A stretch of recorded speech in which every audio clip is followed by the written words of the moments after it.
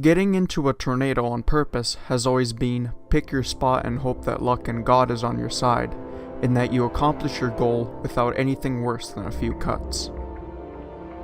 In this episode, we will explore the story of one man who saw these issues stand in the way of his dream, and how through his life in the fast lane helped shape his creation to go into the eye of the storm.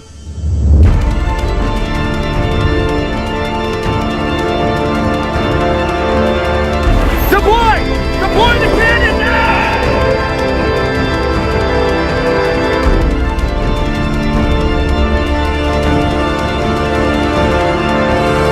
It's here! It's here! Drop everything! It's here!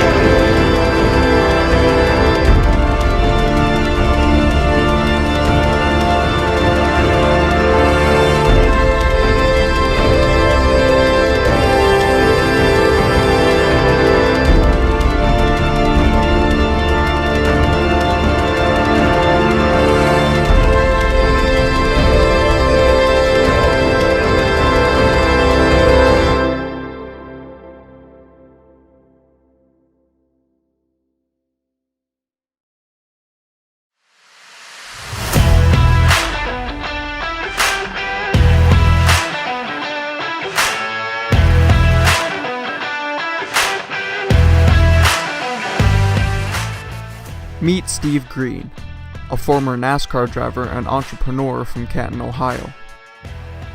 Green set out to become the first to be able to go within the eye of the vortex to gather data and imagery that, like many others, he hopes would uncover the answers to the mystery from within the storm. The unpredictable, impenetrable violence of tornadoes has been a mystery since the beginning of time. Traditional studies have provided some data from observation and outside measurements, but research inside a tornado's deadly funnel cloud has been virtually impossible. To achieve this ambitious goal, Steve set out to develop a first-of-its-kind storm-chasing vehicle, purposefully designed to get himself safely in and out of a twister. His dream would begin in the year 1994. By using his years of experience in the world of NASCAR. And in 1998, this dream would take shape. His creation, the Tornado Attack.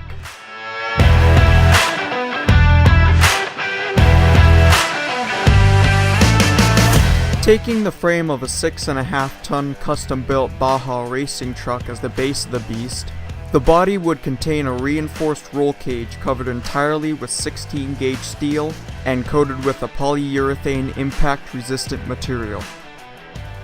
The windows separating the pallet from the elements are made up of bulletproof M10 Lexan plastic coated in a triple layer of DuPont Mylar film.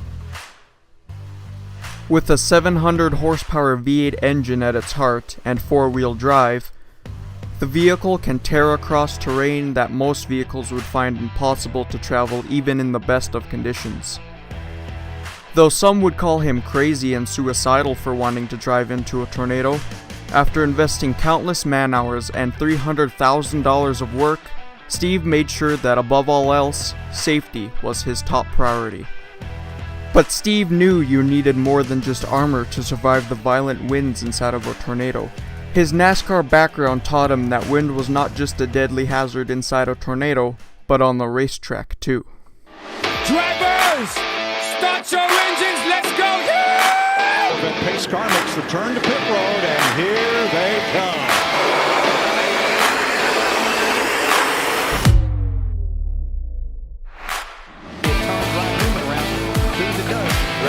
Was trying to help. Ooh, look at that, Crafton.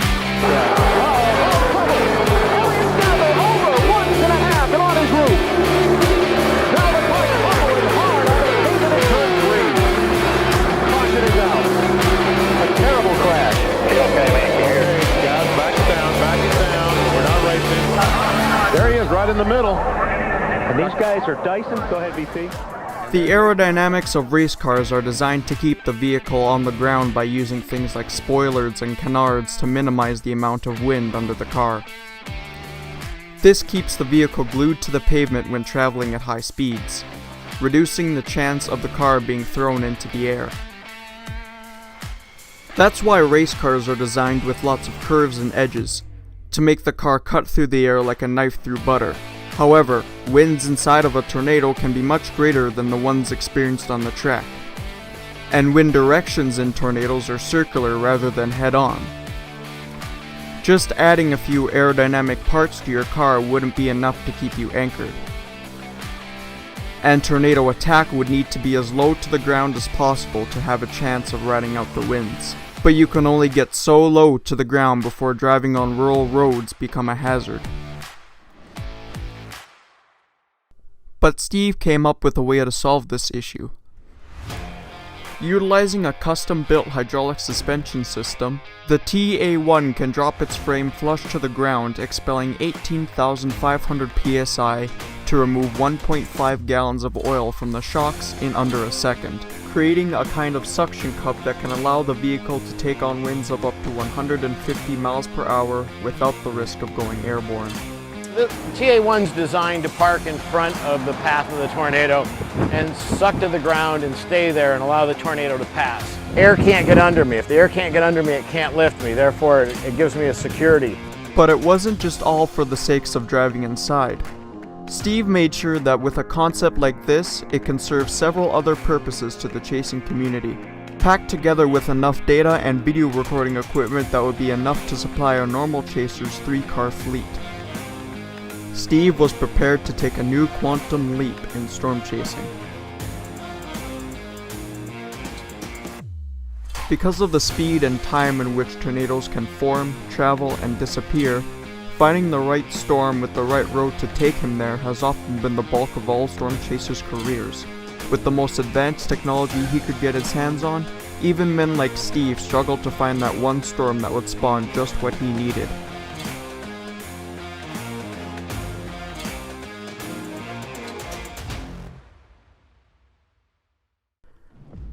The 2004 tornado season was well on its way to becoming one of the busiest years for twisters in recorded history, until it was outmatched in 2011. With such an active year, it came as a surprise how hard it was to find a tornado. But after weeks with little to show for his efforts, on a hot summer day in Kansas, he got his storm. In the middle of June, the Storm Prediction Center issued a moderate risk for severe weather over parts of central Oklahoma and Kansas. On June 11th, numerous tornadoes had touched down across the Midwest, most fairly weak with others scarring the ground. On June 12th, even more tornadoes were expected over Kansas.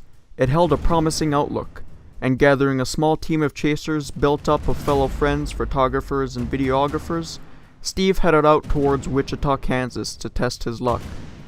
By 6 o'clock p.m. Central Daylight Time, the skies over Kansas were beginning to come alive. Thick with moisture, conditions were becoming even more ripe for thunderstorms to intensify.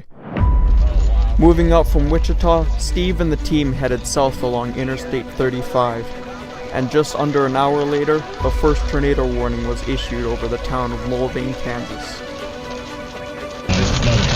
Whoa, whoa, whoa.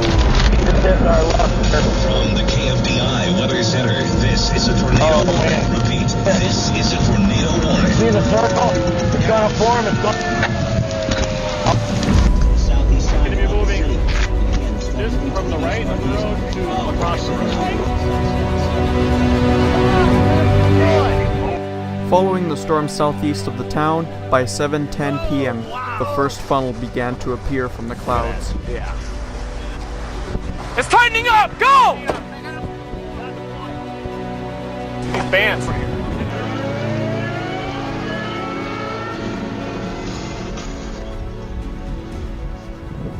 Tighten it up! Oh yeah! It's about go time! Oh, look at the little funnel! Here it comes, Steve. Steve, not much time, 5 minutes! RFD's punching, this could happen back here. It's coming down! Go east! Follow us! Tell Steve to follow us! Acting quickly, Steve built a plan of attack, as 15 minutes later, the vortex made contact. With the tornado moving west and the team moving east down Highway 53, the convoy quickly stopped and began final preparations for intercept. There it is, funnel cloud. Let's go! Debris! Ralph, debris! Hold on, we're in good shape right now.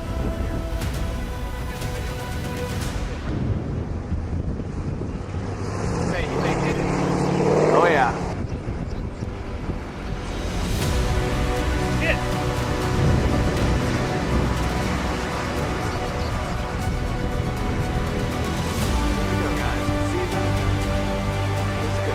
Wow.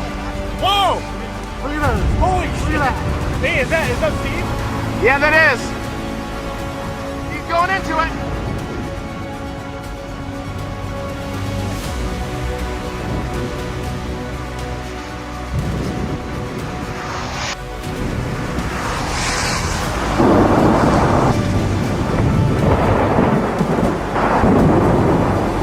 Go east, guys! I cannot believe this is happening.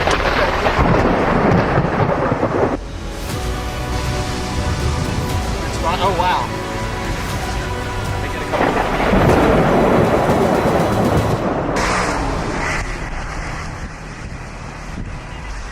We need to get Steve back here. Years of waiting had taken but seconds to accomplish. On June 12, 2004, Steve became the first man in history to drive into a tornado on purpose. The first time that the combination of engineering, science, determination, and sheer dumb luck had allowed history to be made. This tornado right here, 15 minutes ago I drove my truck inside. But the moment of celebration would be suddenly met with the reality that tornadoes brought with them. Picture right now. There goes somebody's house. Oh no. Oh.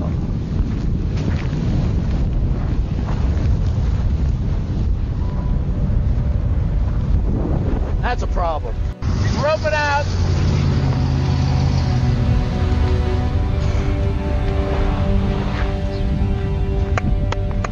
Come on, we gotta go see if these people need help. We gotta find that house and help them. There's probably people hurt. Let's load them up. Hey, are you okay? Where you at? I don't see her. I got them out of here. There's a lot of debris over here. Call whoever you want. You all right? Okay, perfect. They're all right.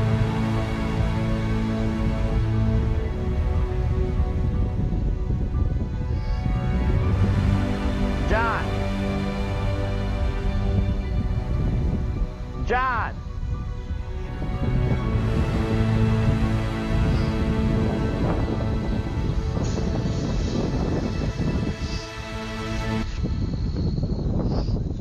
Steve's dream had marked a turning point in the history book of storm chasing. Steve's own creation proved that instead of having to risk the possibility of deploying unmanned probes that could be missed, researchers could now hunt down and intercept twisters in ways that probes or even radar could not do before. That's Steve on the left side of the screen driving directly toward the twister. He says his fact-finding mission took him directly into the vortex. And looking up, it looked like the inside of a cinnamon roll. We ran up to the house and we found a lady and her son. Steve's mic was still on, It's okay, buddy. You're gonna be okay. so you can hear as he begins pulling a family out of the home's basement. She was talking about not having liability insurance on the car that was about 400 feet across the street. Other than a few dents in its armor, the tornado attack car made it through just fine. Steve prepares for what Mother Nature delivers next.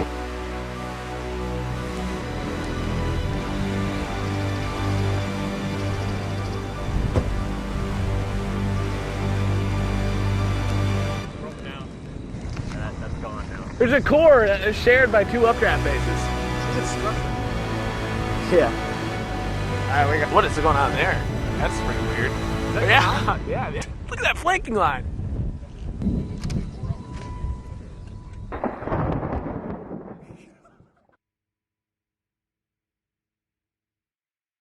To this day, the current state of man and machine is unknown. While it has been said that Steve moved away from storm chasing and lives with his own devices, the fate of his red monster remains to be seen. Almost 7 years after its historic moment, the vehicle would be seen up for auction on eBay in May of 2011.